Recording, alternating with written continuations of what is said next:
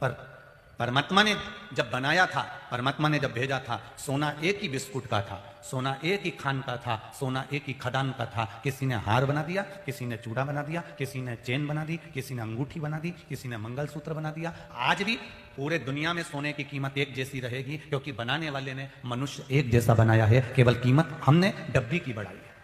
परमात्मा ने आत्मा देकर भेज दिया, परमात्मा ने ये शरीर देकर भेज दिया, परमात्मा ने मन देकर भेज दिया। और जो लोग डिब्बी के चक्कर में फंसे उनकी जिंदगी नाश हो गई। तुम खुद श्रीमद् भागवत उठा के देख लो कि भागवत जी में भी कहा गया कि देवता और दानव दोनों ने मिलकर मंथन किया कि नहीं किया? अरे बोल, जम के बोलो जरा, किया ना? मंथन किया दोनों ने मिलकर। और मंथन करने के बाद में जब अमृत निकला, सोने की अंगूठी निकली। अब वो अंगूठी लेकर गए।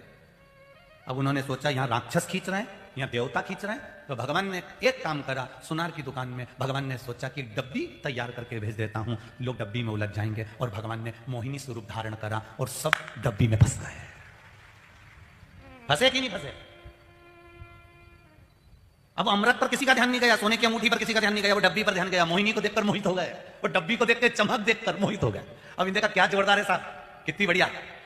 वो क्या हम अपना बनाएंगे, वो क्या हम अपना बनाएंगे। भगवान ने मन में सोचा बस सोने की अंगूठी अब रखी रह गई। और डब्बी वाली ने अपना काम कर दिया, मोहिनी स्वरूप धारण कर ऐसा उलझाया मेरे भोलेनाथ ने, ऐसा उलझाया मेरे नारायण ने कि वो डब्बी की चमक में सब रह गए। और आखिरी में फिर हुआ क्या, देवताओं को सोने की अंगूठी मिल गई, और जिनको डब्बी पसंद आई थी उनको डब्बी मिल गई। जिनने मोहिनी स्वरूप को देखा, अपना बनाना चाहा था, उनको भगवान ने फिर वही समुद्र के ऊपर का जो फेन था वो पिला दिया, और अमृत देवताओं को पिला दिया। अपनी आत्मा की कीमत, अपने चित्त की कीमत, अपनी बुद्धि की कीमत, अपनी वृत्ति की कीमत को जानिए। और जिस दिन इस मन की कीमत को, इस शरीर की कीमत को, इस विचारों की कीमत को, इस हृदय की कीमत को, इस आत्मा की कीमत को, अपनी वाणी की कीमत को पहचान जाओगे, उस दिन जीवन की सारी सार्थकता पा जाओगे। अपने शब्दों को संभाल कर रखा करो, अपने शब्दों को हर किसी के सामने बड़बड़ा कर मत बोल दिया करो। जो ज्यादा बड़बड़ करता है, ज्यादा बोलता है, उसकी कीमत घटती चली जाती है। कौवा दिन भर काऊ काऊ करे तो उसको कोई नहीं सुनता, पर कोयल कभी कभी बोलती है तो लोगों को अच्छा लगता है कि बोली है तो उसका आनंद होगा। कोयल बोली है मतलब कोई मौसम आने वाला है, कोयल बोली है मतलब जरूर कुछ होने वाला है, कोयल बोली है मतलब आम पक गए, कोयल बोली है मतलब जरूर कोई फल पका हुआ मिल गया है। अर्थात उसके बोलने पर कीमत है हमारी।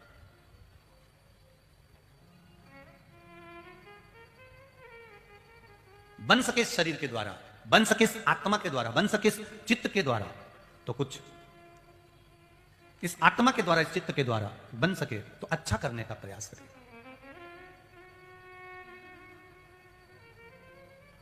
हमको बाहेड़िया परिवार के सदस्य कह रहे थे, गुरुजी डॉक्टर हितेंद्र भाई जी पटेल, जिन्होंने स्टैंडिंग कमेटी चेयरमैन बड़ोदरा, जिन्होंने इस पूरे ग्राउंड की व्यवस्था करवाना और पूरे 2 महीने से लगातार खड़े रहकर व्यवस्थाओं में जुटना। हम कहेंगे आदरणीय हितेंद्र भाई पटेल जी, कहीं शिव जी ने आपको अपनी सेवा के लिए पकड़ कर रखा है। एक बार जोरदार ताली बजाने के लिए बहुत बहुत साधु है, आपको बहुत बहुत साधु है। शिव जी ने आपको पकड़ कर रखा सेवा के लिए, और भले बाहेड़िया परिवार कथा करवाया, पर आपको माध्यम बनाकर इस पूरा आयोजन का अरेंजमेंट करवाया। कितनी सेवा, कितनी सेवा यहां पर मेरी जीजियों ने, मेरी बहनों ने, मेरी माताओं ने और मेरे भाइयों ने, और केवल महेश्वरी समाज ने ही नहीं, संपूर्ण समाजों ने आकर इस व्यवस्थाओं को संभाला। बहुत शायद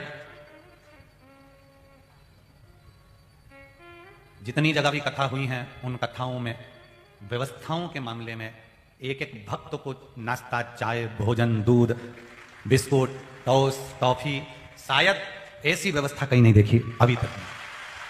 जो व्यवस्था है, जय महेश, ये जो व्यवस्था देखी है उसका एक सुख मैं बाहेड़िया परिवार के सदस्यों को बहुत बहुत और पूरी समाज को देना चाहूंगा, जिन्होंने इस पूरे आयोजन को संभाला। महेश्वरी समाज का नाम रोशन कर दिया साहब, बहुत बहुत साधु, बहुत बहुत साधु। महाराष्ट्र, गुजरात, राजस्थान, आंध्र प्रदेश,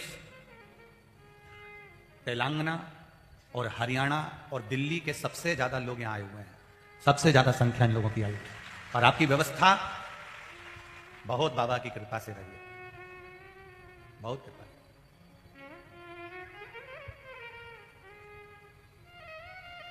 और प्रशासन ने, नगर निगम ने, सबने सहयोग तो दिया ही है। कल वर्ल्ड बुक ऑफ रिकॉर्ड वालों ने भी पुरस्कार दिया है इस कथा को। किस चीज का रिकॉर्ड का पुरस्कार दिया है कि एक पुलिसकर्मी नहीं लगा और पूरी कथा हो गई।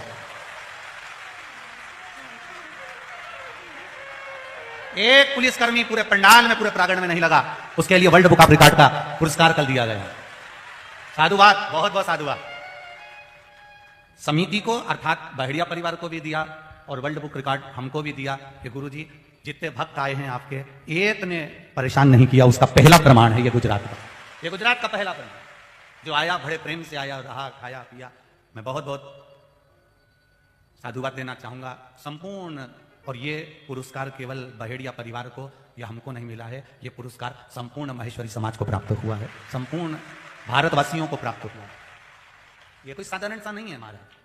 आपका भजन, आपका कीर्तन, आपका स्मरण, इतनी सेवा करिए, खूब शरीर मिला। इस डब्बी को कितना भी लाइट लगा लो, पर आखिरी में अंगूठी निकलने के बाद तो कोई काम की है। किसी छोरा छोरी के हाथ लग गई ना तो उसकी एक एक लाइट निकाल के पटक देगा। और थोड़े दिन के बाद में डब्बी का ढक्कन अलग, डब्बी अलग। फिर उसके थोड़े दिन बाद में उसका जो मखवल है वो अलग, फिर अंदर जो उसके स्प्रिंग लगा वो अलग। अंगूठी निकली कि डब्बी की कोई कीमत नहीं है, भले उसमें लाइट लगी रहे चाहे कुछ भी लगे रहे। श्वास निकली, उसके बाद इस शरीर की कोई कीमत नहीं है, चाहे इसको पेयर से धो लो, चाहे फेयर एंड लवली लगा लो।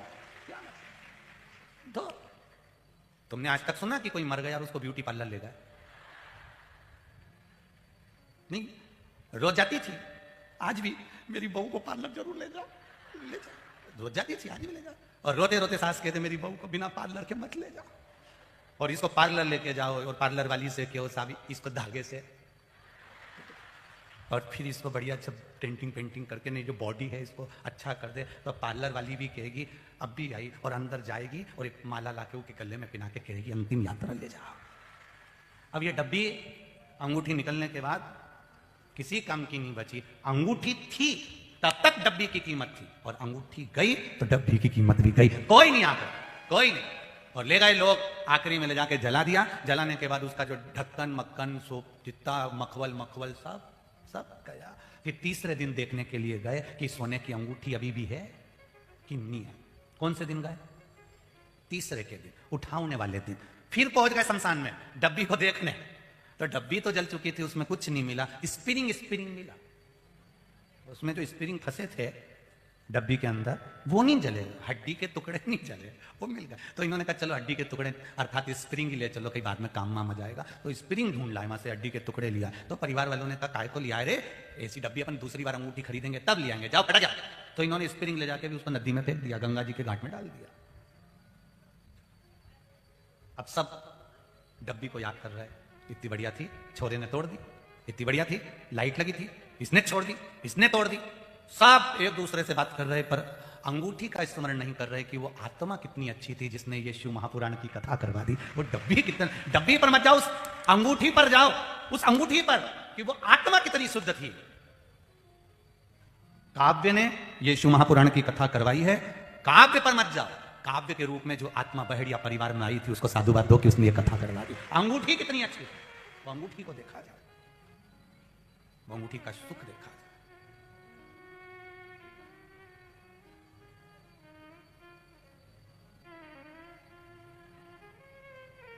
बाप और बेटे का प्रेम किसको कहते हैं, कल हमने जाना है इस बहेड़िया परिवार में। ये कथा बहेड़िया परिवार को नहीं मिल रही थी, पर केवल इस काव्य के कारण ये कथा देना पड़ी और ये कथा हुई, वो काव्य के कारण हुई। इस काव्य के ताऊ, चाचा, पापा, ताई, चाची, माँ, बुआ, इनका जो परिवार है, दादा दादी, ये सब वास्तव में एक आनंद है। कल जब परिवार के लोगों ने कहा गुरुजी काव्य के पापा को आप मीठा दे दीजिए ना, ये इन्होंने काव्य की सेवा करते करते, काव्य को निहारते निहारते, उसकी दवाई गोली उसका सब व्यवस्था करने में मिठाई खाना छोड़ दी थी कि मेरा बेटा ठीक हो जाएगा तब पाऊंगा।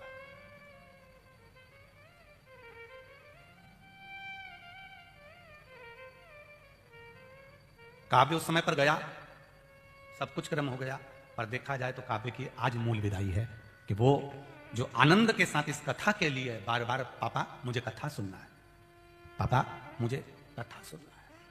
मैंने शिव पुराण पढ़ी है बाबू, पापा आज सियोर वाला महाराज ने यह कहा था, मैंने उसको शिव पुराण में ढूंढ लिया, आज शिव पुराण में मैंने यह पढ़ा है। जिस समय उस बालक के प्राण पर प्रसन्नता थी, लोग मरते समय रोते हैं, सामने यम के दूत नजर आते हैं, उसके सामने यमदूत नहीं थे, मेरा देव अधिदेव महादेव खड़ा हुआ था।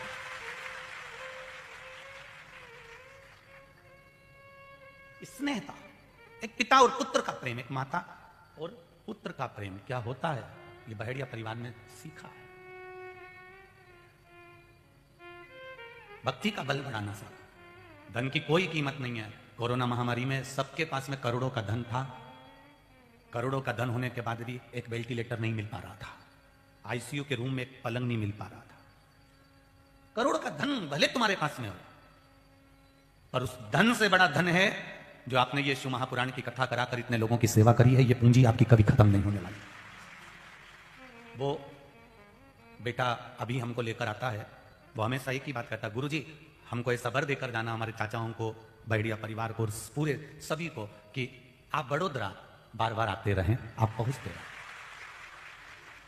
आपके भीतर भक्ति का बल बढ़ गया, और भक्ति के बल पर तो परमात्मा भगवान राम चाहते तो अयोध्या में बैठकर या वन में रहकर भी रावण को मार सकते थे और सीता को ला सकते थे। रावण को मारने के लिए राम नहीं गए थे, वो तो शबरी अम्बा तप में लीन थी, रोज झाड़ू लगाती थी, वो शबरी के लिए मेरे राम को वन में जाना पड़ा था। भक्तों के लिए भगवान बन जाते हैं, भक्तों के लिए भगवान लीला करते हैं। लोग कहते हैं भगवान कृष्ण को द्वारका जाने की क्या जरूरत थी? बताओ, कंस के सम्मुख में भगवान कृष्ण को रण छोड़ बढ़ने की जरूरत क्या थी? युद्ध का मैदान से भागने की जरूरत क्या थी? भगवान ने एक एक लीला को कर कर मेरे राम और कृष्ण ने आपको दिखाया है कि संसार में आए हो तो संसार की सारी लीलाओं का स्मरण करना पड़ेगा। संसार में आने के बाद, इस संपूर्ण ब्रह्मांड में आने के बाद में आपको अपने जीवन की कुछ कुछ जो जीवन के पहलू हैं उनका स्मरण करना पड़ेगा और उनको जानना पड़ेगा। सुख और आनंद, इन दोनों में बहुत अंतर है। सुख किसको कहते हैं? एसी के कमरे में सो गए, सुख भोग लिया। डंलप के गद्दे पर सो गए, सुख भोग लिया। सोना चांदी पहन लिया, सुख भोग लिया। कपड़े पहन लिए, सुख भोग लिया। इत्र लगा लिया, सुख भोग लिया। अच्छा एंजॉय कर लिया, सुख भोग लिया। स्वयं जो भोगा जाए वो सुख है, और पूरे परिवार के साथ जो भोगा जाए वो आनंद है। वो सुख नहीं कहलाता, उसको आनंद कहते हैं। आज बहेड़िया परिवार में पहले शादियां भी बहुत हुई होंगी, घर में फंक्शन भी बहुत हुए होंगे, मकान के मुहूर्त भी बहुत हुए होंगे, पर सारे आयोजन करके देख लेना, उसमें केवल सुख मिलेगा। और जो शिव महापुराण की कथा तुमने करवाई है, पूरी समाज, पूरे नगर, पूरे गांव, पूरे शहर के लोगों के साथ में मिलकर जो करा है, ये सुख नहीं, इसको आनंद कहते हैं, जो संपूर्ण जगत के उद्धार के लिए कराया, संपूर्ण विश्व के कल्याण हेतु कराया। ये आनंद है। धन कमाकर एकत्रित किया जा सकता है, सुख प्राप्त किया जा सकता है, पर आनंद परमात्मा जब तक कृपा नहीं करता तब तक आप आनंद की अनुभूति नहीं कर सकते, तब तक आनंद नहीं प्राप्त हो सकता। अपने भजन के बल को बढ़ाइए, इस डिब्बी की सुंदरता पर मत जाइएगा। आत्म कल्याण का कुछ विषय ध्यान दीजिए, खूब कमाओ, एंजॉय करो, अपने जीवन को अच्छे से जियो। हम आपसे ये भी नहीं कहेंगे कि तुम मुंह पे साबुन मत लगाओ, नेट क्रीम मत लगाओ, तुम तो खूब लगाओ, मना नहीं है। अगर एक बार में पूरा क्रीम भी अगर डाल के पोत लो तो पोत लो, हमें कोई दिक्कत नहीं। पर निवेदन केवल इतना सा है कि क्रीम की चमक 2 महीना, 3 महीना, 15 दिन, 8 दिन, 10 दिन रहती है, और अच्छे कर्म की चमक जिंदगी भर रहती है। ये अच्छा कर्म है। क्रीम की चमक थोड़े दिन में चली जाएगी, पर कर्म की चमक कभी नहीं जाएगी। वो कर्म की चमक परमानेंट रहती है, हमेशा रहती है। आप अच्छा कर्म करो, मत बुरे कर्म कर बंदे, वरना पछताएगा, भगवान की आंखों से तू बच नहीं पाएगा, तू बच नहीं पाएगा। अरे ओ अज्ञानी मत करना, अच्छे कर्म की चमक।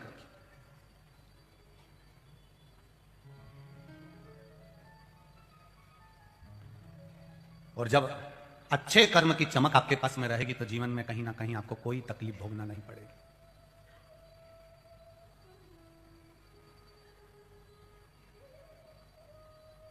ऐसा फैशन और ऐसा व्यसन, क्या क्या चीज बोलो जरा? फैशन और व्यसन, व्यसन मतलब नशा आदि का आदि।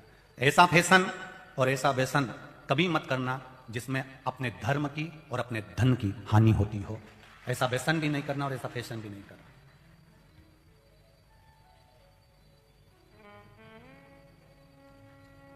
जहां अपने धर्म की और धन की हानि होती है।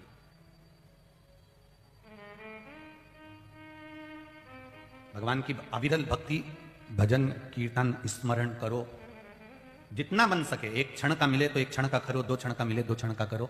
ज्यादा बहुत घंटों तक भगवान के मंदिर में भी मत बैठना, नहीं तो भगवान भी कहेंगे घर जा रहे काय को बैठा है, क्यों इतना समय बर्बाद कर रहा है। थोड़ा कर्म करो, कर्म करो, कर्म करो।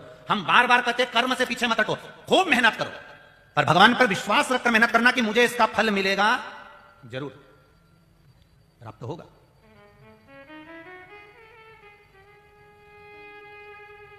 और जब वो फिर तुम्हारे कर्म के अनुसार तुम कर्म करोगे, तब वो फिर खजाना लुटाता है।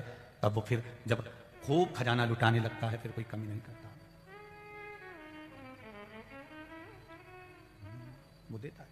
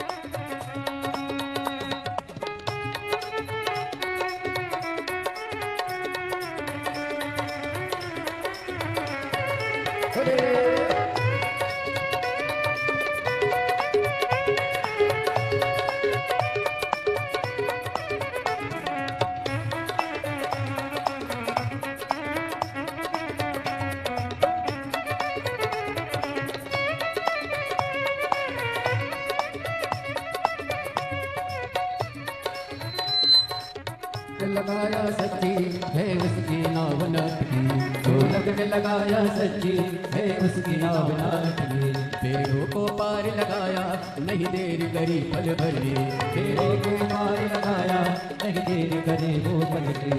लुटा दिया जंजाल काशी वाले ने, कर दिया माला माल काशी वाले ने। ओ लुटा दिया भंडार काशी वाले ने, कर दिया माला माल काशी वाले ने। हाँ लुटा दिया, हो लुटा दिया, लुटा दिया लुटा दिया, हो लुटा दिया, हाँ लुटा दिया, लुटा दिया लुटा दिया। अरे लुटा दिया भंडार काशी वाले ने, कर दिया माला माल काशी वाले ने। लुटा दिया भंडार काशी वाले ने, कर दिया माला माल काशी वाले ने। ओ लुटा दिया भंडार काशी वाले ने, कर दिया माला माल काशी वाले ने।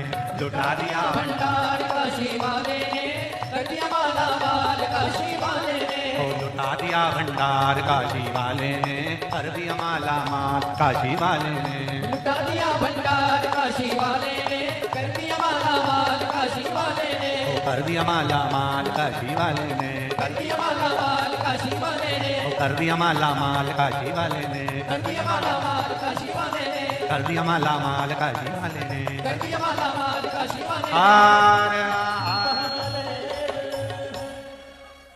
अपने स्थान पर बैठकर भगवान शिव के मूल मंत्र का स्मरण करेंगे। लुटा दिया भंडार काशी वाले ने, कर दिया माला, काशी वाले ने। जैसी जो भाव न लाया वैसा ही वो फल। आप जो भावना लेकर आएंगे वैसा। जैसी जो भाव न लाया वैसा ही फल वो पाया, नहीं खाली उसे लुटाया, मन ही मन हर्षाया, नहीं खाली उसे लुटाया, जो मन ही मन हर्षाया, कर दिया उसे निहाल काशी वाले ने। खड़े नहीं होगा, एक लाइन, बैठे बैठे दोनों हाथों से, कोई खड़ा नहीं होगा। कर दिया माला माल काशी, काशी वाले ने। लुटा दिया भंडार काशी वाले ने, कर दिया माला माल काशी वाले ने। लुटा दिया भंडार काशी वाले ने, कर दिया माला माल काशी वाले ने। कर दिया माला। हाँ खोलो खोलो। काशी वाले ने कर दिया माला माल, काशी वाले पर्दे खोल दो एक बार। बैठे बैठे लोगों को दर्शन हो जाएंगे। कर दिया माला माल, काशी वाले ने ओ लुटा दिया हाँ लुटा दिया, लुटा दिया लुटा दिया, ओ लुटा दिया हाँ लुटा दिया, लुटा दिया लुटा दिया, ओ लुटा दिया हाँ लुटा दिया, लुटा दिया लुटा दिया, ओ लुटा दिया हाँ लुटा दिया, लुटा दिया लुटा दिया। अरे लुटा दिया भंडार काशी वाले ने कर दिया माल, लुटा दिया भंडार काशी वाले ने कर दिया माला माल, काशी वाले ने अरे लुटा दिया भंडार काशी वाले ने कर दिया माला माल, काशी वाले ने लुटा दिया भंडार काशी वाले ने कर दिया माला माल, काशी वाले ने अरे लुटा दिया भंडार काशी वाले ने कर दिया माला माल, काशी वाले ने लुटा दिया भंडार काशी वाले ने कर दिया माला माल, काशी वाले ने अरे लुटा दिया भंडार काशी वाले ने कर दिया माला माल, काशी वाले ने ओ लुटा दिया भंडार काशी वाले ने कर दिया माला माल, काशी वाले हार हार। भगवान शिव का ओघड़ी का मूल मंत्र का स्मरण आप और हम सब भाव से करेंगे। श्री शिवाय नमस्तुभ्यं, श्री शिवाय नमस्तुभ्यं, श्री शिवाय नमस्तुभ्यं, श्री शिवाय नमस्तुभ्यं, श्री शिवाय नमस्तुभ्यं। भोला सब दुख काटो मार, ओ भोला सब दुख काटो मार। शिव शंकर जपू तेरी माला, भोले बाबा जपू तेरी माला, भोला सब दुख काटो मार, ओ भोला सब दुख काटो मार। शिव कथा कर रही है, भगवान शंकर का संवाद कर रहा है। आपका भजन, आपकी भक्ति आपके पूर्व कर्म के पापों को भी काट देता है। अच्छा देखिए, कर्म का भोग तो स्वयं भोगना है, कोई दूसरा तो भोगने वाला नहीं है। अपने को खांसी आएगी तो अपन को ही खांसना पड़ेगा, अपने को छींक आएगी तो अपने को ही छींकना पड़ेगा।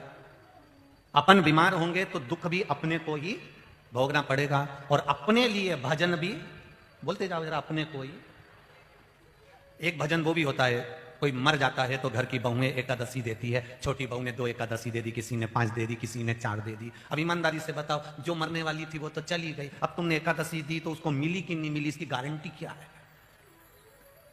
पर जो मरी, अगर उसने एकादशी करी होगी तो उसको किसी की एकादशी की जरूरत नहीं, उसकी खुद की एकादशी उसको तार दे। आपको छींक आ रही है तो आपको ही चिकना पड़ेगा, खांसना है स्वयं को। उसी तरह दुख आया, दांत में दर्द हुआ तो झेलना तो इसी को पड़ेगा, हाथ में लग गई तो झेलना अपने को ही पड़ेगा, कोई दूसरा नहीं झेलता। उसी तरह अपने भजन को भी अपने को ही करना है, कोई दूसरा नहीं कर सकता। मरने के बाद अगर कोई गीता जी सुना रहा है तो समझ लो कि ये दूसरा क्यों। अच्छा तुम ईमानदारी से बोलना रिजी हो, और जितने भाई लोग बैठे हैं यहां पर, सब मन से भाव से बोलना। अपने कुर्ते की बटन अपन खुद लगाएं तो ही अच्छी लगे ना, बोलो तो जम के। और अपनी हाथ काम नहीं करे और पांव काम नहीं करे और दूसरा बटन लगाए तो कितना बुरा लगे साहब। मेरा शरीर अगर भगवान अच्छा रखता तो मैं अपने हाथों से कुर्ते की बटन लगा लेता, अपने हाथ से तैयार हो जाता। पर शरीर, भगवान से कहना हमारा भजन हम स्वयं करें, ऐसी कृपा करना में हमारे बत्तल का कोई दूसरा करे वो श्रेष्ठ नहीं। हमारे भजन को हम स्वयं करें, हमारे कीर्तन को हम स्वयं करें, हमारी भक्ति को हम स्वयं धारण करें। अगर एक दूसरे को देते ना अपना दुख, कुंती कौन थी भगवान कृष्ण की? बोलो बोलो, बुआ। जिनका भतीजा द्वारिका का नाथ, जिनका भतीजा स्वयं भगवान, जिनका भतीजा स्वयं द्वारिकाधीश, उसके बाद भी कुंती मैया को भोगना पड़ा कि नहीं भोगना पड़ा? बताओ। पति मर गया, पति मर गया, 5 बच्चों को लेकर वन वन डोलती फिरी, अपने बच्चों को लेकर जंगल जंगल वन वन फिर रही है। भगवान आते हैं बीच बीच में द्वारकाधीश, पर वन वन फिर रही है। अब भगवान की बुआ थी, चाहते तो भगवान 2 मिनट में बस ऐसे चुटकी बजाते और बुआ का दशा बदल जाता। कौरव और पांडवों के युद्ध की जरूरत पड़ती क्या भगवान को? अपने बुआ के लड़कों को देखते भगवान कि मेरे बुआ का बेटा इतना दुखी है, युधिष्ठिर, नकुल, सहदेव, अर्जुन, भीम इतने दुखी हैं, भगवान एक चुटकी बजाते और सारा युद्ध समाप्त हो जाता, सब काम हो जाता। पर बुआ से मिलने जरूर आते थे, पर बुआ का दुख काट कर नहीं गए। अर्जुन से मिलने जरूर आते थे, पर अर्जुन का दुख काट कर नहीं गए। भगवान कृष्ण ने एक ही बात गीता में कही, अर्जुन कर्म प्रधान है, तुम्हारे कर्म का भोग तुम्हें भोगना पड़ेगा, और बुआ तुम्हारे कर्म का भोग तुम्हें भोगना पड़ेगा, कोई नहीं काट सकता। तो बुआ ने कहा, हे कृष्ण, इस कर्म के भोग को मैं भोगूंगी, पर ये कटेगा कैसे, कटेगा कैसे? भगवान ने कहा, बुआ अगर दूध ज्यादा गर्म है तो उसको थोड़ी देर ठंडा करने के लिए रख दो, एक प्लेट में डालकर ऐसे ऐसे हिला दो, हिलाने के बाद थोड़ा सा फूंक मार दो, दूध ठंडा हो जाए, धीरे धीरे फिर उसको पी लीजिए। उसी तरह जब दुख, कष्ट, बीमारी, रोग, तकलीफ ये कर्म के अनुसार मिलती है, ये आएगी जरूर, पर याद रखना, फूंक मारना, थोड़ा पंखे के नीचे रख देना, थोड़ा प्लेट में डालकर हिला देना, उसका मतलब है दुख, तकलीफ, कष्ट आए तो भगवान के भजन की फूंक मारते रहो और दोनों हाथों से प्लेट को हिलाते रहो, ताली स्मरण करते रहो, थोड़ी देर पंखे के नीचे रख दो, मतलब शिव पुराण में जाकर बैठ जाओ, थोड़ा कष्ट, थोड़ा दूध जो गर्म है वो ठंडा हो जाएगा, थोड़ा कष्ट कम हो जाएगा। दुख तो आएगा, कष्ट तो आएगा। कहीं का महाराज तुमसे कह दे कि मैं तुम्हें मरने नहीं दूंगा, कहीं का महाराज तुमसे कह दे कि नहीं तुम्हारा एक दुख नहीं आएगा, तो ऐसा महाराज कहीं का मिल जाए तो हमको भी मिला देना। हम भी ऐसे महाराज को ढूंढना चाह रहे हैं कि कोई कह दे कि तेरी जिंदगी में दुख ही नहीं आएगा। रामकृष्ण परमहंस जी स्वामी विवेकानंद के गुरु, जिनके गले में कैंसर हो गया था, ध्यान है आप लोगों को, जिनके शरीर में बड़ी बीमारी हो गई, रामकृष्ण परमहंस जी स्वयं स्वामी विवेकानंद के गुरु, और वो रामकृष्ण परमहंस जी जिनके सामने मां दुर्गा, शारदा भवानी, मां आद्य शक्ति देवी उनके सामने खड़े होकर बात करती थी, रे रामकृष्ण कैसा है रे बाबू, तू ठीक तो है ना बबुआ? रामकृष्ण परमहंस के सामने देवी स्वयं खड़ी होकर बात करती थी, पर रामकृष्ण परमहंस के सामने खड़ी रहती थी मां जगत जननी, और रामकृष्ण परमहंस से कहती थी, तेरे को रोग हो गया है, बीमारी हो गई है रामकृष्ण, मालूम है तेरे को? हाँ मां, बीमारी तो हो गई है मां, पर मां मेरे कर्म का भोग तो मुझे ही भोगना पड़ेगा। अब इतने बड़े रामकृष्ण परमहंस जी थे, चाहते तो कोई बीमारी ना आती, कोई कष्ट ना आता, पर कर्म जो पूर्व समय का करा है उसका भोग तो मनुष्य की देह में भोगना पड़ेगा। कहीं का महाराज भी तुमसे आकर कह दे, कितना बड़ा भी कोई ना कोई आकर तुमसे कह दे कि मैं तुम्हारी कोई बीमारी नहीं आन दूंगा, कोई रोग नहीं आन दूंगा, कोई कष्ट नहीं आन दूंगा, कोई दुख नहीं आन दूंगा, तो ये तो फालतू की बात है। फिर तो इसको लोग कह देना कि अंधविश्वास है, इसको अंधविश्वास कह सकते हैं। हमारे जिंदगी में मनुष्य की जो देह मिली है वो 2 कारणों से मिली है, एक पूर्व में जो कर्म करा है उसका भोग भोगने के लिए, और दूसरा है भगवान का भजन करने के लिए। जितना हम भगवान का भजन करते जाते हैं, कथा सुनते जाते हैं, सत्संग करते जाते हैं, शिव जी पे 1 लोटा जल चढ़ाते जाते हैं, उससे होता क्या है? क्या होगा उससे? केवल उससे इतना होगा कि तुम्हें दुख सहन करने की शक्ति मिलेगी, और जब दुख सहन करने की शक्ति मिल जाएगी तो जो दुख आया है वो हल्का लगेगा, एकदम फीका, और तुम आगे बढ़ते चले जाओगे, उन्नति की ओर अग्रणी होते चले जाओगे, तुम आगे बढ़ते चले जाओगे। वो दुख तुम्हें छोटा सा लगने लगेगा, तुम और आगे बढ़ोगे, वो दुख और कम हो जाएगा, और आगे बढ़ोगे। रामकृष्ण परमहंस जी के सामने माता जगत जननी दुर्गा आकर खड़ी होती थी, तो भी रामकृष्ण परमहंस जी ने कभी अंधविश्वास या ढोंग और प्रपंच की ओर नहीं बढ़े। रामकृष्ण परमहंस कहते रहे कि कर्म का भोग भोगना पड़ेगा, कर्म का भोग भोगना पड़ेगा। भगवान कृष्ण की बुआ थी माता कुंती, भगवान चाहते तो चुटकी बजा के सारा दुख मिटा देते, पर भगवान ने कुंती मां से कहा, मां कर्म का भोग भोगना पड़ेगा। अर्जुन, नकुल, सहदेव, युधिष्ठिर, भीम चाहते तो कृष्ण हमारा भाई है, बुआ का हमारे यहाँ का रिश्ते जारी जुड़ी हुई है, कृष्ण हमको बचा लेगा, पर भगवान ने युद्ध लड़वाया कुरुक्षेत्र की भूमि पर। भगवान चाहते तो पांडवों के सोते हुए 5 पुत्रों को बचा लेते, पर नहीं, कर्म का भोग भोगना पड़ेगा। पूर्व में जो कर आए हो उसको भोगना यहीं पर है। पूछ लिया अर्जुन ने, ये मेरे 5 पुत्र मर गए, इनने कौन सा कर्म करा था? भगवान कृष्ण कहते हैं, अर्जुन पूर्व की बात मत निकाल, पूर्व की बात सुनेगा तो तू भी रो पड़ेगा कि तूने पूर्व में क्या करा। और सुन अर्जुन, अगर देखना है तो मैं भी तुझे नमूना दिखाता हूं। पूरे कौरव मर गए, पूरे कौरव मर गए, और कौरव मरे और गांधारी आई, और गांधारी ने आकर आंख से आंसू बहाकर कहा, कृष्ण मेरा पूरा परिवार मिट गया, कृष्ण कम से कम मैंने जिंदगी में अपने बेटों को एक बार भी नहीं देखा, क्योंकि पट्टी बंदी रहती थी, आज मेरे 100 पुत्रों को मरा हुआ देखना चाहती हूं, कृष्ण मुझे ले चल। भगवान कृष्ण ने अर्जुन को साथ बिठाया उस रथ पर, और गांधारी का हाथ पकड़ा और युद्ध मैदान में ले जाकर खड़ा कर दिया कुरुक्षेत्र की भूमि पर। और माता कुंती से कहा, माता गांधारी से कहा, गांधारी मां पट्टी खोलो। माता गांधारी ने जो आंख की पट्टी खोली तो उनकी दृष्टि सबसे पहले बेर के पेड़ पर गई, बोर के पेड़ पर। उस बोर पर जब दृष्टि गई तो गांधारी उस बेर को तोड़ने लगी, तोड़ने के लिए हाथ ऊंचा करा, इतनी देर में हाथ नहीं जाता तो एक शव को पकड़कर लाई, फिर दूसरे शव को पकड़कर लाई, धीरे धीरे सारे शवों का ढेर लगाया, गांधारी उस पर खड़ी हो गई और बेर खाने लगी। नीचे उतरी, कन्हैया से कहा, कन्हैया मेरे बेटों का दर्शन करा दे। भगवान कृष्ण ने कहा, गांधारी मां, जिनके ऊपर तुम चढ़कर खड़ी हो, जिनको पांव से कूच रही हो, ये तुम्हारे वो मरे हुए सुपुत्र हैं, उनके ऊपर चढ़कर तुम बेर खा रही हो। गांधारी बिलक कर रोने लगी, कृष्ण मैंने पूर्व में ऐसा क्या कर दिया था जो मुझे आज भोगना पड़ रहा है? मां, पूर्व का मत पूछ, फिर रोएगी, फिर कहता हूं तुझको। मां कहती है, नहीं, मुझे बता कि मैंने पूर्व में क्या करा था। अरे गांधारी, पूर्व में बड़ी सुंदर तू राजकुमारी थी, तेरी सुंदरता के आगे सब फीके थे। एक हाकिम तेरे यहां आ गया और उस हाकिम ने कहा, राजकुमारी जी, मैं तुम्हें बुढ़ापे तक सुंदर बनाने की दवा दे सकता हूं और तुम बुढ़ापे में भी सुंदर दिखोगी, कभी बुद्धि नहीं होगी। तो तुमने कहा, बनाओ दवा। हाकिम ने कहा, राजकुमारी जी, दवा बनाने के लिए थोड़ी हिंसा करना पड़ेगी। भले हिंसा कर दो पर दवा बनाओ। तब हाकिम से, राजकुमारी जी, तुमने पूछा दवाई के लिए क्या चाहिए मुझे बता। तो उस हाकिम ने कहा, मुझे 100 केचुए ला कर दो। 100 केचुए ला कर दिए, तुम्हारे हाथ से तुमने ला कर दिए और तुम्हारे सामने वो केचुओं को पीसा गया, कूटा गया। वो केचुए जो कूटाए, पिसाए, लोंदे गए, उससे दवाई बनी और तुमने शरीर पर लगाया और तुम सुंदर तो हो गई राजकुमारी जी। वो 100 केचुए जो तुमने हाकिम को दिए थे और मरवाए थे, वो 100 केचुए तेरे गर्भ से जन्म लेकर तेरे सामने मरे पड़े हैं। ये तेरे कर्म का भोग है, ये तेरे कर्म का भोग है। अर्जुन सोचे कि मेरा भाई है कृष्ण, मेरे सखा है कृष्ण, मेरे को संभाल लेंगे, युद्ध लड़ने की जरूरत नहीं पड़ेगी। तो यह कर्म का भोग है, भोगना। भीम को भोगना पड़ेगा, युधिष्ठिर को भोगना पड़ेगा, नकुल सहदेव को भोगना पड़ेगा। भीष्म पितामह बाणों की सैया पर पड़े हैं। एक मात्र सांप सामने आ गया था और उसको उठवाकर बाण की नोक से एक कांटों की बमूल की झाड़ियों में पटक दिया था और सांप तिल तिल कर मरता रहा था। तो भीष्म पितामह को मरना पड़ा। कहीं का तुमसे कह दे कि मैं तुम्हारे को दुख नहीं आने दूंगा, न तकलीफ नहीं आने दूंगा, न बीमारी नहीं आने दूंगा, तो समझ लेना पक्का झुठेला है। ऐसा कहीं का महाराज नहीं होता जो कह दे कि कर्म का भोग नहीं भोगना पड़ेगा।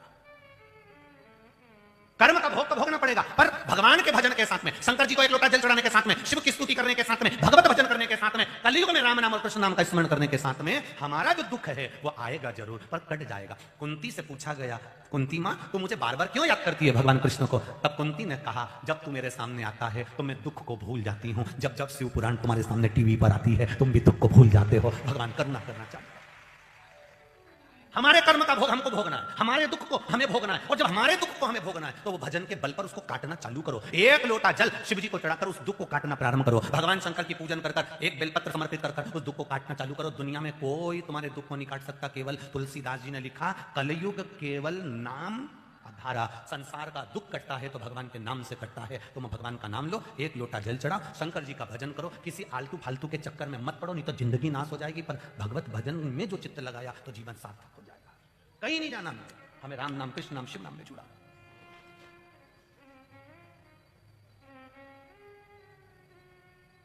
अपने चित्त को भगवान तक लेकर जाना। आप सब लोग शिव महापुराण की कथा में आए हो।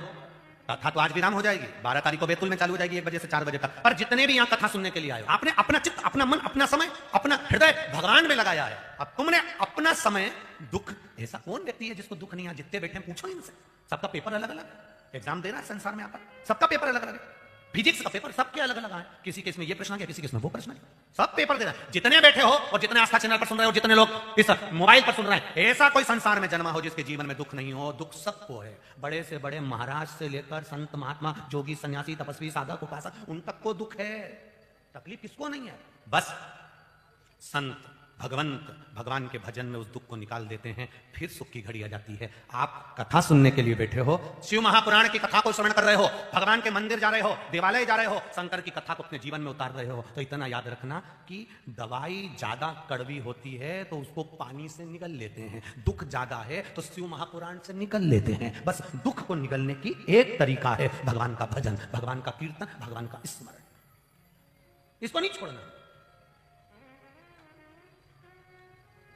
मान लो नौकरी नहीं लग रही, सर्विस नहीं लग रही, आपकी तकलीफ भोग रहे, नहीं लग रही, इंटरव्यू पे इंटरव्यू दिया, कर्म करने में पीछे मत करो, फिर तैयारी करो, और अब की बार तैयारी करो तो फिर शिव महापुराण का स्मरण कर भगवान शंकर को एक लोटा जल चढ़ाकर, एक बेलपत्री चढ़ाकर, अब क्या होगा?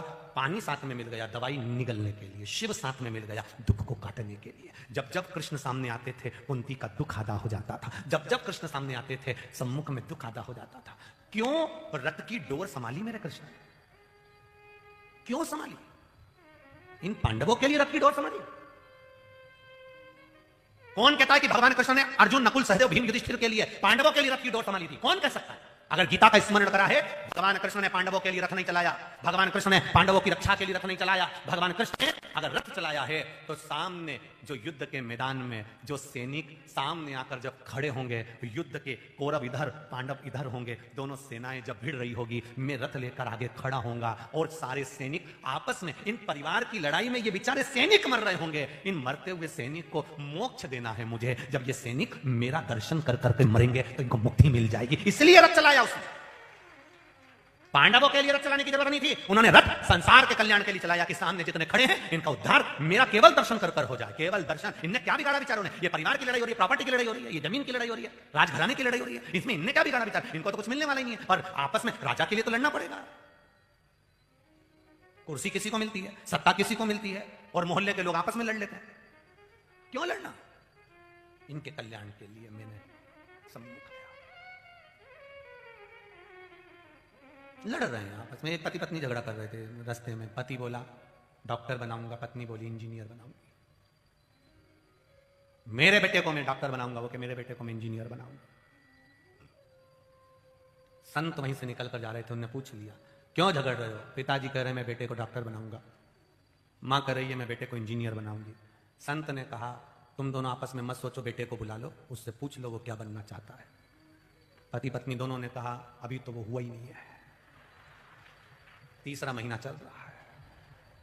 संत ने भी हाथ जोड़कर कहा बेटा अंदर ही रहना, निकल नहीं, अभी तो तू आया ही नहीं और माँ बाप लड़ने बैठ गए, तो तेरे आने के बाद इतना झगड़ा होगा, जरा विचार कर ले। संसार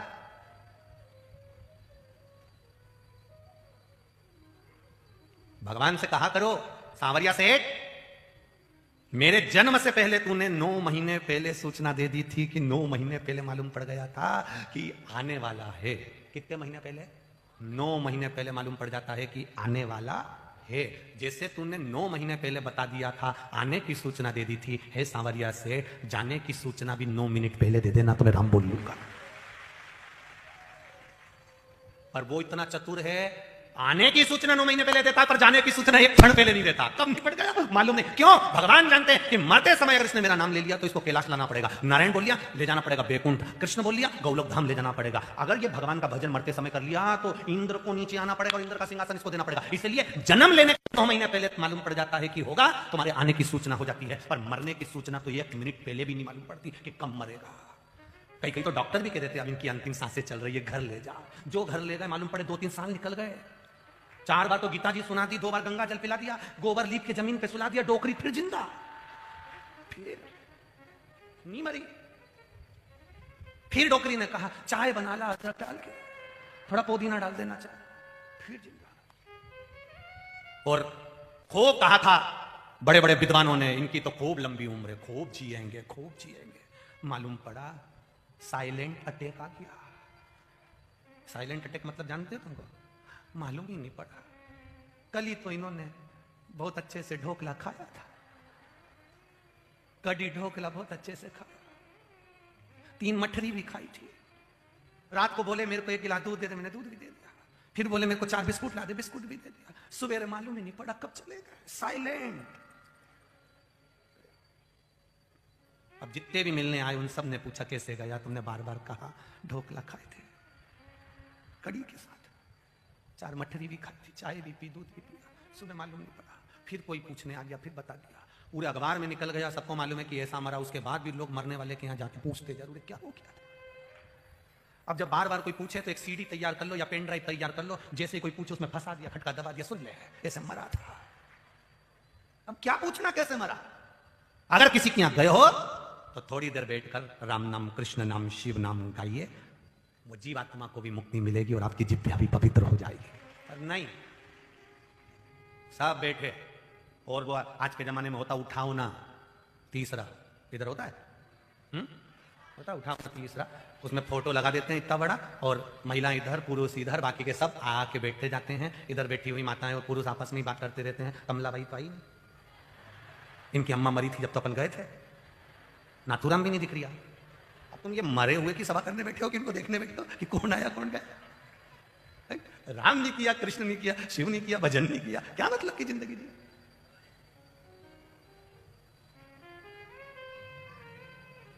कौड़ी कौड़ी माया जोड़ी, ए नरे तूने काहे को माया जोड़ी, ओ नरे तूने काहे को माया जोड़ी। क्यों आए? हमारे दुख हमको काटना है, अपना छींकना अपने को है, अपना खांसना अपने को है, अपना दर्द अपने को सहना है, तो अपना भजन भी बोलो जम के अपने को करना है। राम नाम, कृष्ण नाम, शिव नाम अपने को लेना, कोई नहीं काट सकता। कुंती बुआ के दुख नहीं काट सके भगवान। राम जी के ऊपर कितना दुख पड़ा, राम जी ने काटा नहीं, अपने कर्म का भोग काटना। सीता जी ने एक चिड़िया को कैद में रखा तो माता जानकी को कैद में रहना पड़ा। बाली को छुपकर मारा था तो उस बाली ने कृष्ण अवतार में आकर पूरा हिसाब पूरा करा। जरा नाम का व्याघ्र बनकर भगवान कृष्ण के पांव में बाण मारा। हिसाब तो वापिस करना ही पड़ेगा।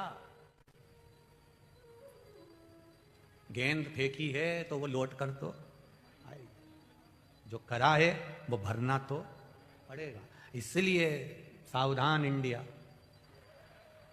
सावधान। सीओर वाला महाराज थोड़ा गड़बड़ गड़बड़ बोलता है, लोग कहते हैं कि बहुत आड़ा टेढ़ा बोलता है। और निवेदन केवल इतना है कि थोड़ा सा हम भ्रमित ना हो, हमारी जिंदगी को हम पहचाने, कुछ अच्छा करने का प्रयास करें, कुछ भजन करने, कुछ स्मरण करने। और जब भजन का बल बढ़ जाएगा तो ये दुख अपने आप कटना प्रारंभ होगा। दुख कटता कैसे? भजन से। कोई कदम नहीं कि कोई तुम्हारे दुख को काट दे, तुम्हें खुद काटना पड़ेगा। तुम्हें खुद भगवान का भजन करना पड़ेगा।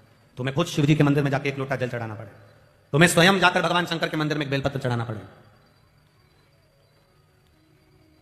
तुम उसके दरवाजे पर जाओगे तो वो तुम्हारे दरवाजे पर आएगा। तुमने कुछ दिया है तो कोई कुछ देगा। सीधी सीधी बात। एक बहन के घर में शादी, और बहन के घर में शादी, और तुमने अपनी बहू को भेज दिया बहन के घर में शादी में। बहू गई, अब बहन के घर में शादी में तुम्हारी गई हुई बहू फिलारा उठाएगी क्या? काम करेगी क्या? बर्तन उठा के रखेगी क्या? नहीं, वो तो मौसी सास की आई है, तो वो तो डेंटिंग पेंटिंग करके कुर्सी पे बैठ जाए, उसे कोई मतलब नहीं कि मौसी सास की आई वो तो। और अगर बहन के घर शादी में बहन आती तो फिलारा उठाती कि नहीं उठाती? काम करती कि नहीं करती? सब काम कर लेती। तू जा, तू अपना काम कर ले, मैं उठा लूंगी। कपड़े की घड़ी मैं बना लूंगी, बर्तन मैं रख दूंगी, सामान मैं रख दूंगी। बहन के घर में बहन गई है तो फिलारा उठा लेगी, बहू आई है तो वो नहीं उठाएगी। उसी तरह तुम भगवान के दरवाजे पर गए हो तो भगवान तुम्हारे दरवाजे पर आकर खड़ा है। आदान प्रदान का जमाना है, आज का जमाना आदान प्रदान का है। तुम किसी के यहां करोगे तो कोई तुम्हारे यहां करेगा। आज अगर ये बहेड़िया परिवार ने देख लिया कि साहब इनने बहुत सेवा करी, उनने बहुत सेवा करी, अब उनके घर में शादी आएगी तो बहेड़िया परिवार जाके खड़ा होगा कि नहीं होगा? अरे बोलो तो जम के खड़ा रहना पड़ेगा कि नहीं पड़ेगा? अब इतने में इनकी पत्नी कहते कहां चल दी है? अरे वो उनके अपने समाज में उनके यहाँ कार्यक्रम है, तो तुम्ही सब जगह जाओगे तो जाना पड़ेगा। अपने यहाँ भागवत हुई थी, शिवपुराण हुई थी, तो मैं खड़े रिया, और वो खड़ा रिया तो मुझे भी खड़ा रहना पड़ेगा। उसी तरह भगवान की कथा में तुम आकर खड़े हुए, भगवान की कथा में मंदिर में तुम आकर खड़े हुए, तो भगवान पार्वती जी भी कहती कहां जा रहे हो? भगवान के वो मेरे मंदिर में लोटा लेके आता था, इसलिए मुझे भी उसके दरवाजे पर अमृत लेकर जाना पड़ेगा, यहां पहुंचना पड़ेगा। तो तुम इतनी रात को जा रहे हो भगवान के, वो भी 1:30 2 बजे तक लोगों को पानी पिलाता रिया, तो मुझे भी तो रात के जाना पड़ेगा। वो भी मुझे पुकार रहा था रात्रि के समय पर, तो मुझे भी जाना पड़ेगा। अंत समय प्रभु आना पड़ेगा, वचन दिया तो निभाना पड़ेगा। आए ना आए प्रभु उठो कबीरा, अंत समय प्रभु जाना पड़ेगा। बहन के घर शादी में बहन जाती है, फिलारा उठा लेती है, बहू जाएगी, वही काम नहीं करेगी। उसी तरह जब तुम भगवान के दरवाजे गए हो तो भगवान तुम्हारे दरवाजे पर आया है, और तुमने अपनी सास को भेज दिया या तुमने अपनी बहू को भेज दिया कि मेरा मन कर रहा है, मैं नहीं जा सकती कथा में, तू चले जा, तो भगवान भी कह देगा मैं नहीं जा सकता यमराज तू चले जा। तूने अपने रिश्तेदार भेजे तो उसने भी अपने रिश्तेदार भेज दिया। अब भोलेनाथ आते तो व्हाइट कलर की टवेरा में ले जाते, और यमराज आया तो ब्लैक कलर की स्कॉर्पियो लाया।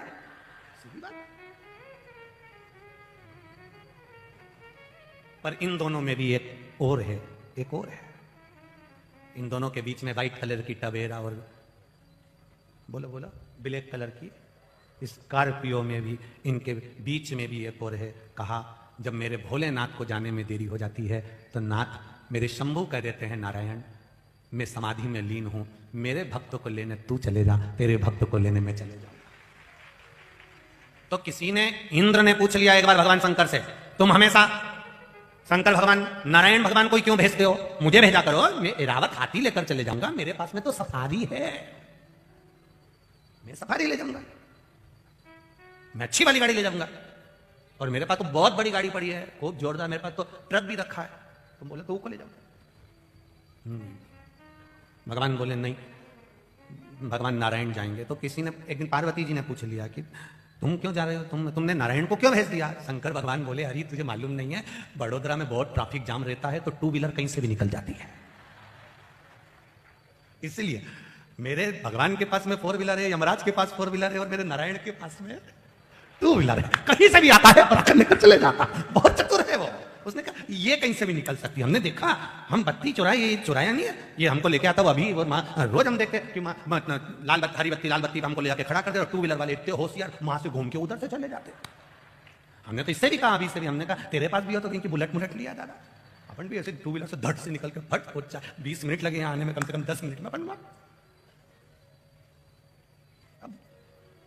अंत समय प्रभु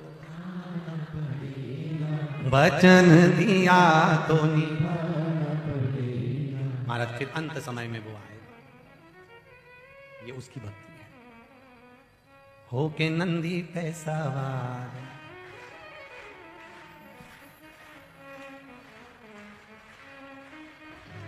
होके नंदी पे सवार, सुन के भक्तों की पुकार, काशी नगरी से आए हैं मेरे भोलेनाथ। होके नंदी पे सवार, सुन के भक्तों की पुकार, काशी नगरी से आए हैं मेरे भोलेनाथ।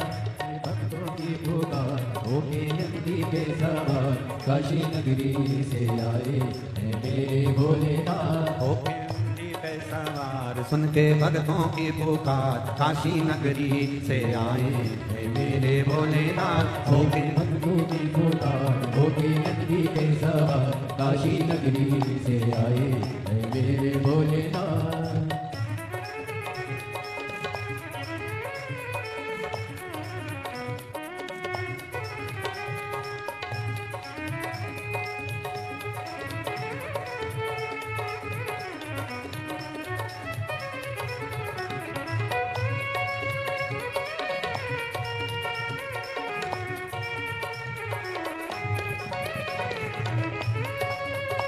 शंभो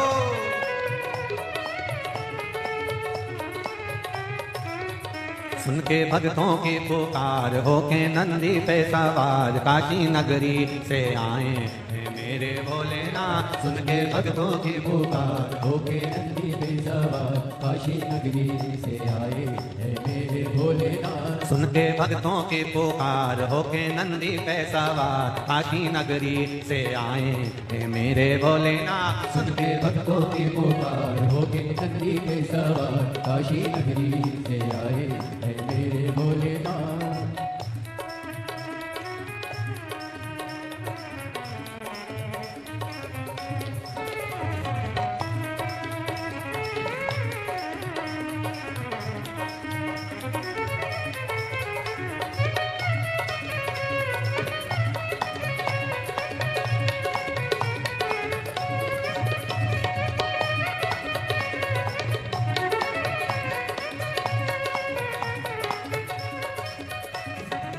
भस्मी रामाए दिवा डमरू बजाए, कैसा निराला भोले रूप सजाए। भस्मी रामाए दिवा डमरू बजाए, कैसा निराला भोले रूप सजाए। हे भस्मी रामाए देवा डमरू बजाए, कैसा निराला भोला रूप सजाए। भस्मी रामाए दिवा डमरू बजाए, कैसा निराला भोले रूप सजाए। होके नंदी पे सवार, होके नंदी पे सवार, काशी नगरी से आए हैं मेरे भोलेनाथ। सुन के भक्तों की पुकार, होके नंदी पे सवार, काशी नगरी से आए हैं मेरे भोलेनाथ।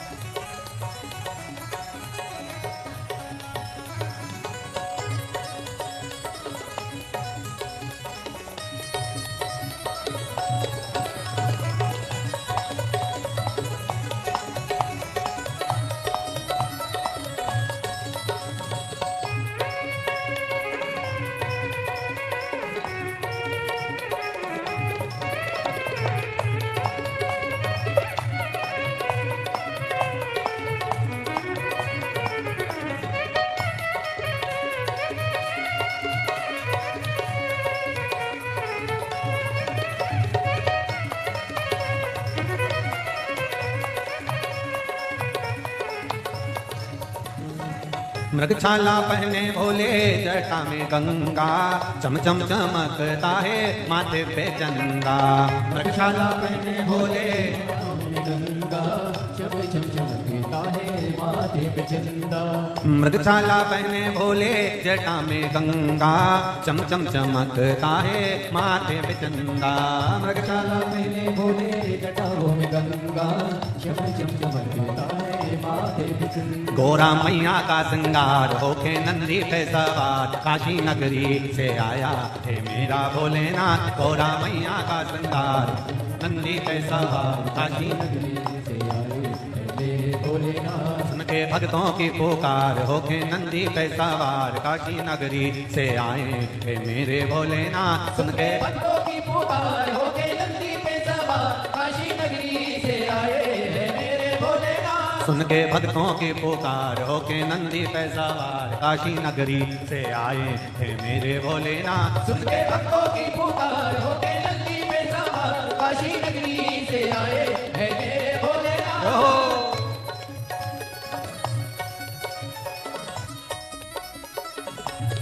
शंभो। पीछे वाले भी बड़े भाव के साथ दोनों हाथों से।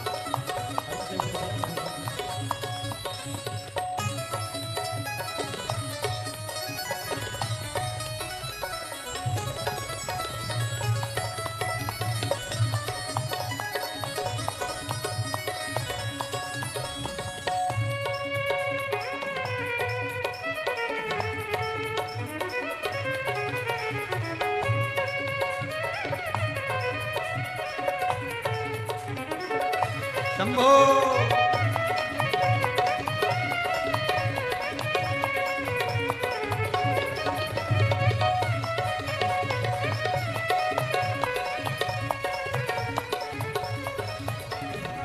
देवों के देव इनकी महिमा महान है, भोले भक्तों के बाबा भोले भगवान है। देवों के देव इनकी महिमा महान है, देवों के भोले भोले भगवान है। देवों के देव इनकी महिमा महान है, भोले भक्तों के बाबा भोले भगवान है।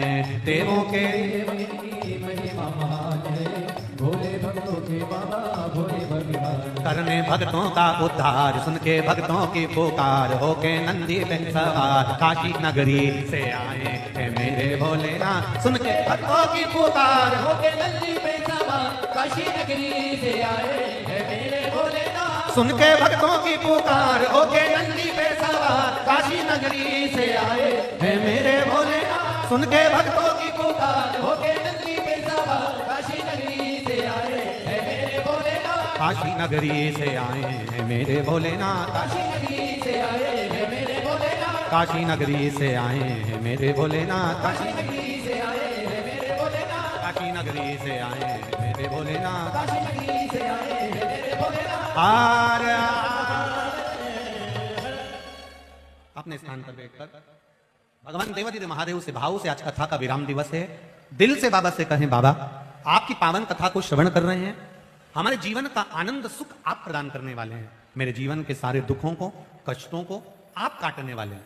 दुनिया में कोई की सामर्थ्यता नहीं कोई काटे, आप काट सकते हैं। महाराज अकाल मृत्यु वो मरे जो काम करे, चंडाल का काल उसका क्या बिगाड़े, जो भक्त हो महाकाल का। आप संभाल सकते हैं भाव से दिल से भगवान से। श्री शिवा नमस्तु, श्री शिवा नमस्तु, श्री शिवा नमस्तु, श्री शिवा नमस्तु, श्री शिवा नमस्तु। भोला सब दुख का ओ भोला सब दुख का शिव शंकर जपू तेरी माला, भोले बाबा जपू तेरी माला, भोला सब दुख का ओ भोला सब दुख का। वेश है मंगल मंगलकारी, वेश है मंगल मंगलकारी, शमशान वासी हमारा शमशान वासी ओ भोला सब दुख काटो, ओ भोला सब दुख काटो। भगवान शिव जो नित्य जीवन का आनंद सुख प्रदान करने वाला,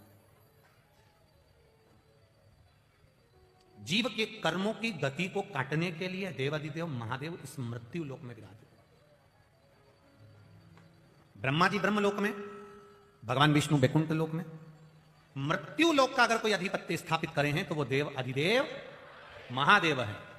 पहले कथाओं में कांच फिर कर रहे हैं, एक बहू पूना में रहती है, एक तुम्हारे पास में रहती है। दुख आएगा सबसे पहले पूना वाली आएगी कि पास वाली आएगी? पास वाली। ब्रह्मा ब्रह्मलोक में, भगवान विष्णु वैकुंठ लोक में और शंकर जी मृत्यु लोक में पृथ्वी के देवता हैं, भूमि के देवता है। इस मृत्यु लोक के देवता हैं देव अधिदेव महादेव। जो तुम्हें तकलीफ आई अगर तुमने उस महादेव को पुकार लिया वो दौड़कर तुम्हारे पास में पहुंच जाए। सारी समस्या का हल एक लोटा जल की महत्व। एक पत्र बहुत सारे हैं, अब आज हम पढ़ना नहीं चाह रहे थे, फिर भी पढ़ लें थोड़ा सा।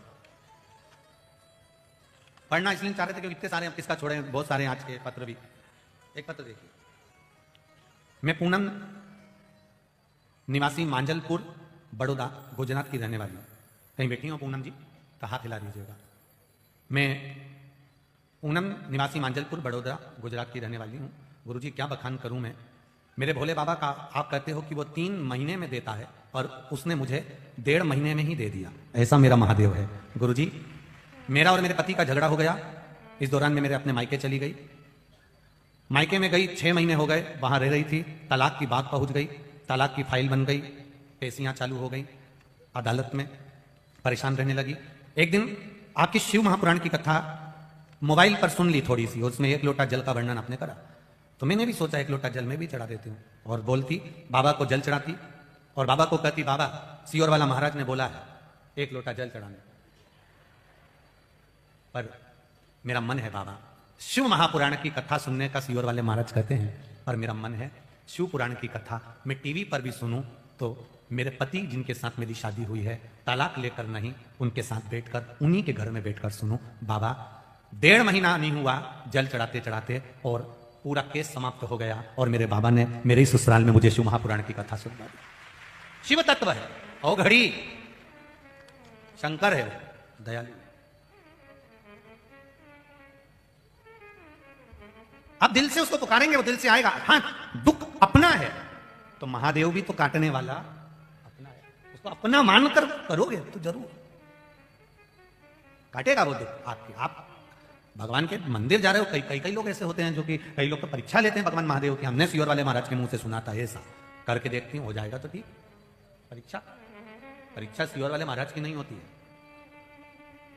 परीक्षा हमारा कुछ ना बिगड़ेगा, तुम्हारी शान जाएगी, पकड़ लो हाथ त्रिपुरारी नहीं तो डूब जाएगी। हमारा क्या बिगड़ेगा, हमारा कुछ नहीं बिगड़ने वाला। वो तो महादेव, मेरे देव अधिदेव महादेव, मेरे भोलेनाथ, मेरे शंकर, मेरे कपालदर्शी, मेरे कैलाशी, मेरे अविनाशी, मेरे शिव वो जानते हैं कि मुझ पर भरोसा रखकर कथा कहता है और दुनिया इस पर भरोसा नहीं मुझ पर करती है। इसलिए महादेव आप दिल से कहते हो तो वो दिल से सुनता भी। एक पत्र और देखिए,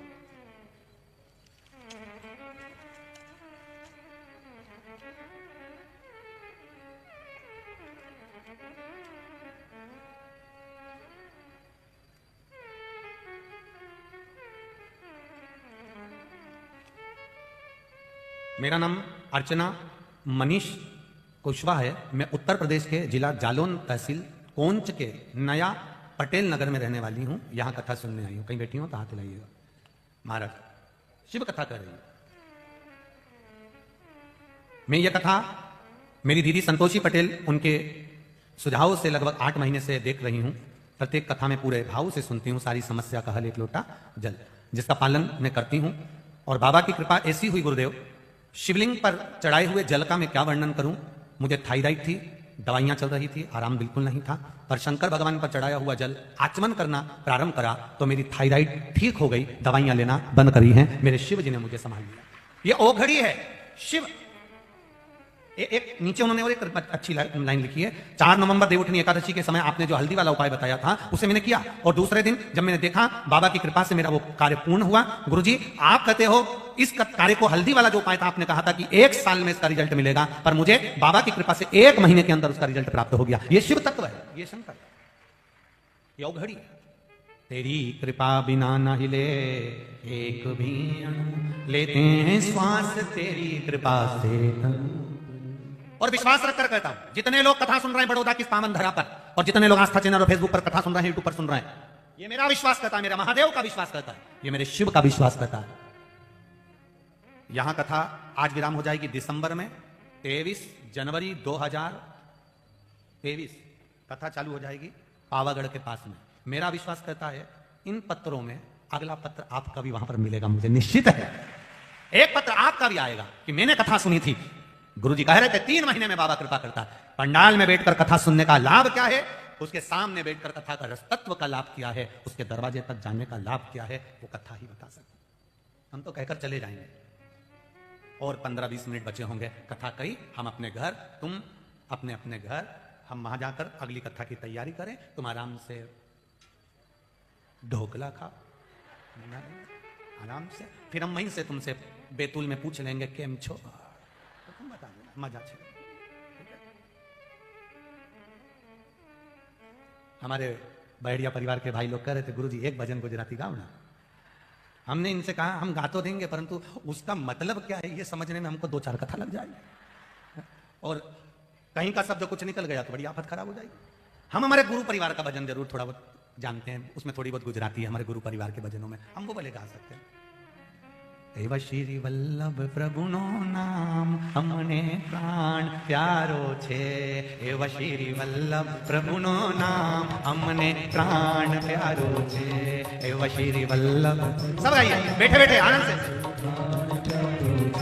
हमने प्राण प्यारो छे कि हमने अति सेवालो छे, हमने प्राण प्यारो छे, हमने सेवालो छे, हमने प्राण प्यारो छे कि हमने अति सेवारो छे, हमने प्राण प्यारो छे कि हमने सेवारो छे, एव श्री वल्लभ प्रभुनो नाम हमने प्राण प्यारो छे, एव श्री वल्लभ प्रभुनो नाम हमने प्राण प्यारो छे। भाव से